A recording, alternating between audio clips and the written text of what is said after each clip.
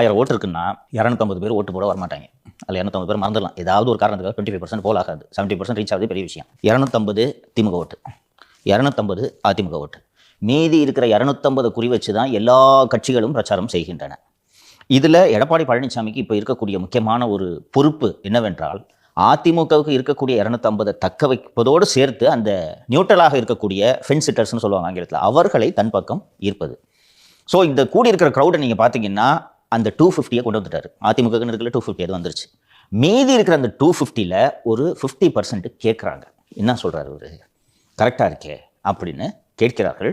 அவர்களை கேட்க வைக்கும் வேலையை திராவிட முன்னேற்ற கழகம் செய்தது. என்னன்னா, எடப்பாடி பிரச்சாரத்தில் போய் என்ன பேசினாலும் அந்த பிரச்சாரத்தில் ஏதாவது ஒரு குறையை முதல்வரே பேசுகிறார். சுந்தரா டிராவல்ஸ்ன்றாரு, எடப்பாடிக்கு வரலாறு தெரியாதுன்றாரு, போலி விவசாயம், இது போல தொடர் விமர்சனங்களை வைக்கிறார். அவர் அதுக்கு உடனுக்குடனாக தினந்தோறும் தன்னுடைய பிரச்சார கூட்டங்களில் பதிலை சொல்லிக் கொண்டிருக்கிறார்.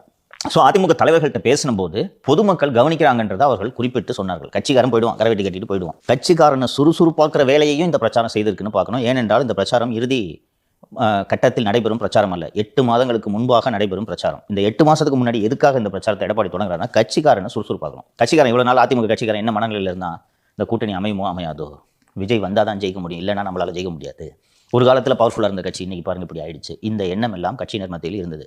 அதெல்லாம் ஒன்றும் இல்லை, ஜெயிக்கலாம், நான் முன்னாடி போகிறேன், பின்னாடி என் கூட வந்து சண்டை போடுங்கன்றது தான் எடப்பாடி உணர்த்த விரும்பியது. அதில் அவர் முழுமையான வெற்றியை அடைந்திருக்கிறார்.